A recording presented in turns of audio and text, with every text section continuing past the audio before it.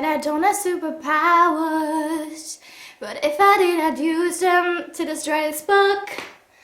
No, just kidding. I don't need superpowers to do that. Hi guys, welcome back to my channel. Today I'm doing something that I hardly ever do, which is a book review for just a single book. Usually all of my reviews for books that I read I will do like in a wrap-up because I don't have that much to say for each individual book and I just think it's more interesting. The exception to that rule is whenever I hate a book with a burning passion, because I just have so many thoughts and feelings I need to share, and that is unfortunately what I'll be doing today. Or fortunately, however you want to look at it. The book I'm going to be talking about today is The Watcher by Charlotte Link. This is a German thriller and it has been translated into English, as I just said. It's called The Watcher. You can go and check it out, but I doubt you'll want to do that after watching this video. Just so you know, there will be spoilers in this video, but not for a little bit, so I will let you know when to click out of this, just in case you still want to read this book, even though I doubt that is going to be the first instinct that you'll have after hearing what I have to say about this. So the reason I picked up this book is that a friend heartily recommended it to me. She said it was a really great thriller. I typically don't read in German, so I was a little bit apprehensive, but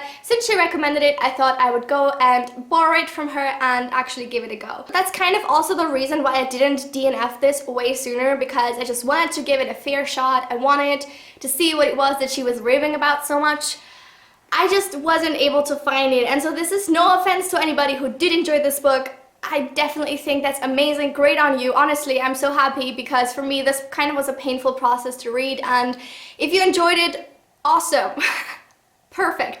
I just didn't, and here is why. So there are several main characters in this book. One is Samson Siegel, who is a kind of middle-aged man who has no job. He lives with his brother and his sister-in-law, and he is kind of very socially awkward and weird. He has a hard time making friends. His sister-in-law constantly wants him to move out of their house. And his only hobby really is watching other people. That's why it's called The Watcher. I don't know if you could classify him as like a typical stalker, because what he does is he just like wanders around his neighborhood and he watches other people's lives. He doesn't do anything overly creepy, like he doesn't harass anybody, he just watches them. And he is particularly taken with the family of Gillian Ward. She is married and she has a daughter, and he thinks that they're the perfect family and he just really loves them and he loves watching her. So Gillian Flynn is our second protagonist. Her biggest struggle in life is her relationship with her daughter Becky. The two don't really get on, and her husband works a lot, so she has to do kind of most of the parenting herself, and Becky then views her as like the bad parent. The third kind of point of view is that of the police. This entire book is set in London, and in the city there are a series of murders occurring where women who live alone and don't really have much contact with anybody get brutally killed, and they are trying to uncover obviously who did it. So that is sort of the setup of this entire book. Another point of view is that of John Burton. He is Becky's handball teacher, and he kind of starts an affair with Gillian towards the beginning of the book, so I don't think it's too much of a spoiler. And he used to work for Scotland Yard, so he's kind of later in the book involved in solving these crimes as well as kind of like an independent detective sort of thing. So as you can see, this book is fairly long. It has over 600 pages and it is just honestly way too long. I honestly feel like if a book isn't high fantasy, it does not need to be this long. Really, there's no excuse. The problem really is that there's so much superfluous information. Additionally to the points of view that I mentioned earlier, we also get a lot of backstory on the victims.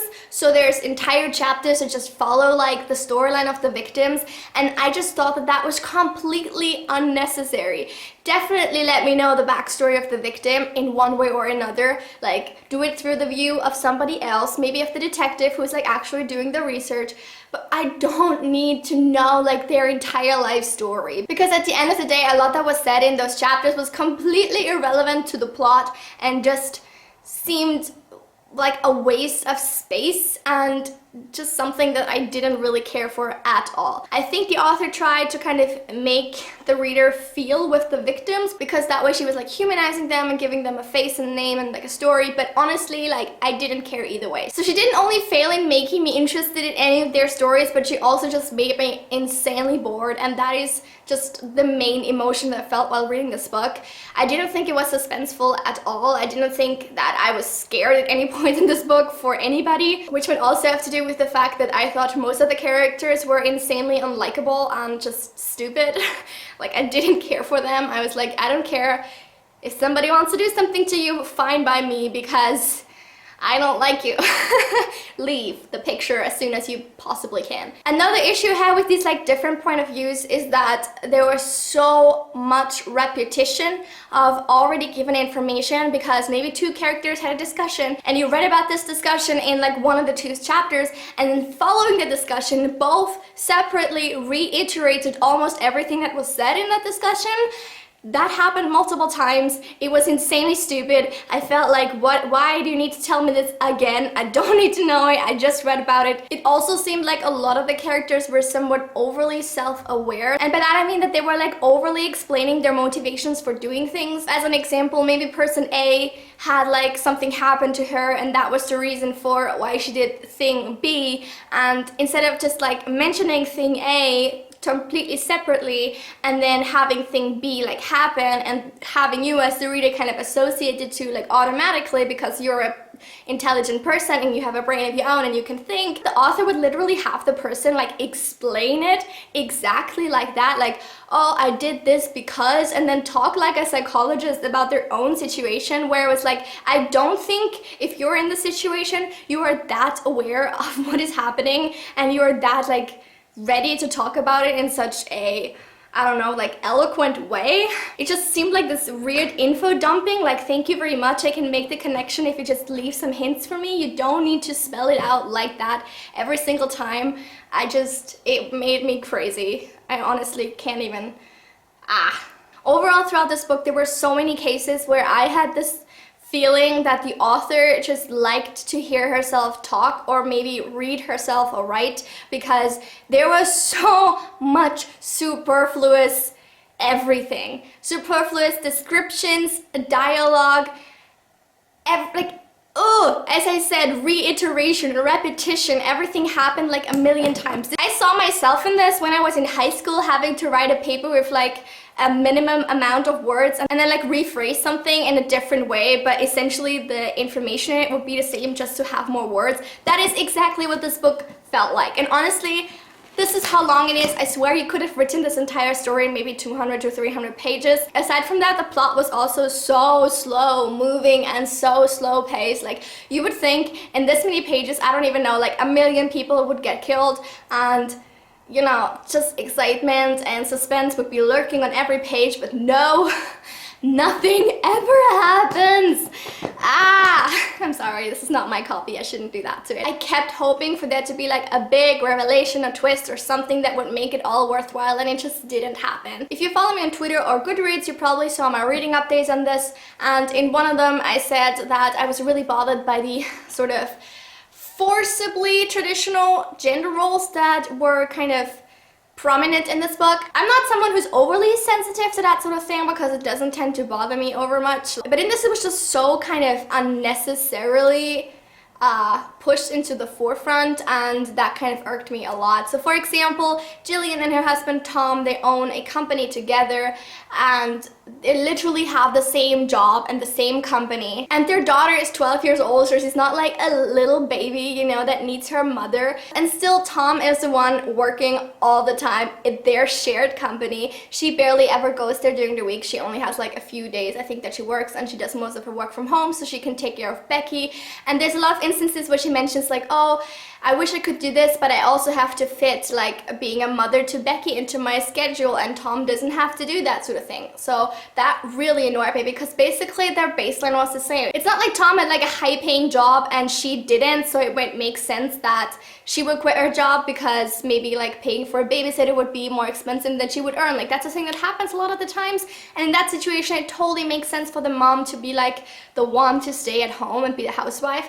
But in this situation there was no feasible reason, especially since Becky was already old enough to kind of, you know, not have to be like, I don't know, nursed or anything, that there's no reason why she would need exclusively her mother to be there, you know? And as I mentioned, this is definitely also reason for a lot of Jillian's problems, because she feels like an inadequate mother because her daughter seems to hate her because she has to be the strict parent, and that's just because her dad is never there basically because he does all the working, which it just made no sense to me, like, why? And a lot of the times it's also mentioned that Tom spends a lot of time at the tennis club, which also annoyed me to no end. Like, seriously, you work like all day and then you go to a tennis club and have no time to be an actual father and just be like the pal to your daughter. Like, that just fucking annoyed me so much. And then there's one point in the story where Jillian says to Tom that maybe she should work more, maybe that would be good for her and made her feel better, and he literally answers like, well, but what about Becky? You have to think about her. And I'm like, fuck you. Jesus Christ. That's the main thing that bothered me, but there were also instances where like John, like Jillian's affair guy, he was like so stereotypically manly, like the protector, and Jillian would feel safe with him. And then there's another woman that like is in distress and she also just instantly hugs him, like she doesn't even know him, but she also feels safe with him. And I was like, no. And then even at the police station, like at Scotland Yard, there's a male detective and a female detective. They basically have the same job, but then there'll be random things thrown in there, like he sat down and she made him coffee. She made the best coffee in the world. And then it's like, oh, not to mention she's also intelligent and beautiful and a great detective. And I'm like, ah! But most importantly, she makes good coffee. Jesus fucking Christ. And then he obviously has like some kind of romantic inclinations towards her and he's infatuated with her. Like, I just like wanted to puke on these pages. As I said, I'm not overly sensitive towards that usually, but somehow in this book I was like, murder, murder, murder, murder, murder, murder them all. Another thing that really bothered me is the way that these detectives went about solving this crime, because they did not ask any of the first, like, I don't even know, most immediate questions that I would think to ask and any sensible policeman would think to ask. For example, these women are murdered and the first thing they think is like, oh, this was a man who has a lot of hatred for women. Like, that is legitimately the first thing that they think. They don't even stop to think like, who had the most to gain from their murders? Was there maybe money or jealousy or anything? Like, that does not even cross their mind. And why? No, it must be a man who hates women. 100%. We are so sure of this because it was so brutal. Honestly, it wasn't that brutal. I've watched TV shows, read books, so much more brutal stuff, and they keep mentioning how brutal these murders were and how much hatred. They keep using the word hatred, and it's the worst kind of motive because literally hatred is the most stereotypical reason to kill someone, and it's so unspectacular and boring. Now, I'm not trying to say that was the actual reason for the murders. I'm just saying that that's what the police think, like the first thing that they think, and it just kills me inside. And this kind of ties into this clumsy attempt that this book makes to blame the stalker from the very beginning. I mean, it's obvious when reading the blurb and when you look at the title that it's called The Watcher, that like that's the image that is trying to be created here, that the stalker that watches women has something to do with the women that get killed. And then they keep mentioning like, oh, this must be a man who hates women. And maybe for those of you who are like not in for the spoilers, you should leave, even though why would you read this book now after I told you how shit it is? But basically, it is not him, okay? But honestly, I did not think for 1 second that it was him, especially because from the chapters that are told from his perspective, you can tell that he is definitely not a killer. He's not a bad person. He seems kind of nice and likable, and that can be done as like a deceptive thing, like, oh, you know, he's an unreliable narrator and what he tells isn't quite the truth, but that would be a good thing, but it's kind of above the pay grade of this author somehow, because she was not able to pull that off whatsoever. As I mentioned earlier, I did not think this book was suspenseful at all, because throughout these like 600 plus pages, you have nobody that you're really convinced is the killer. That's another thing that I love about thrillers, is when you're like so sure it was one person and it was a completely different person, you're completely taken aback. And then there's also the really bad thrillers where you're like, no, from like page 10 who did it. But in this case, you had nobody. So you were just like reading about these people and you constantly kept thinking like, maybe it's some random dude, like whatever, I don't even know. I have no suspects, because there were no red herrings, there were no hints, there were no misleading hints, there was nothing there. Since we're already in spoiler territory, I might as well tell you, the killer turns out to be the main character's best friend, and her motive apparently is that she was like raped as a child by her mom's second husband. And now she hates women who like associate basically with like people, men who perpetrate like domestic violence and stuff like that. And I think that would have been like a good motive and like a good place to start, but it was done so poorly, and it like happened in like the last 150 pages where like, oh, it was her, really? Are you fucking kidding me? Especially because at that point I didn't even care anymore. I was like, oh, really? It seemed like they had completely pulled her out of thin air and made her just like this culprit. Like, it was not planned from the beginning that it would be her. I love books where you can kind of go back and then you'll find like these invisible hints that you didn't notice before that kind of led to a certain person or something like that. Nothing in this book. Nothing hinted at it being her. It made zero sense. The prologue of the book was the only thing. Yeah, but at the point where that is revealed, you're like at page 450 or some shit, and you've forgotten the prologue. I read this book in 3 days, so I had actually remembered the prologue, and it had never been like touched upon again, so I was already mad about that. And then they just blah, blah, blah, blah, blah. In a way, I actually think that was done well, because having that kind of be her backstory is pretty nice, but there was just too much space in between. There were no other leads. There was nothing. It seemed so random and so not thought through that I just could not take it seriously, even though it wasn't even that badly done. Overall, I thought that's the wrong way around. Overall, the writing in this book isn't actually bad. I think that the author definitely knows her way around the German language and she uses good expressions, but that's part of the problem because she used like so much superfluity, is that a word, as I already mentioned, that it kind of just made me hate the writing because of that. Also, I didn't get why the book was set in London to begin with, because there's nothing worse in my opinion than reading a book in German and then have like random English words thrown in there that were made necessary by it being like set in London. Becky would call her mother mom or mommy, and it was like, why even set this book in London? The point of a thriller, I think, is to tailor it in a way where your immediate audience will be terrified by this book, because it's something that's kind of could potentially happen to them, that's maybe set near them, you know, like they could have set this book in, I don't even know, Vienna, some city in Germany. Like, that would have made so much more sense, and it wouldn't have made it necessary to kind of forcibly put like random English stuff in there that wasn't needed, or at least like don't use mom, mommy, daddy, stuff like that in an otherwise German sentence. That is so stupid and I hate it. I was gonna DNF this like basically every 10 pages after page 150, but I never did. I did only kind of skim the last 150 pages and read like maybe one sentence a page, and I swear it feels like I read the whole thing because I didn't miss anything. There's so much unnecessary stuff in this that you can literally read this whole book by reading one sentence a page. Like, that is really sad. I have now exhausted myself and my notes because I think that's everything I was gonna talk about in this video.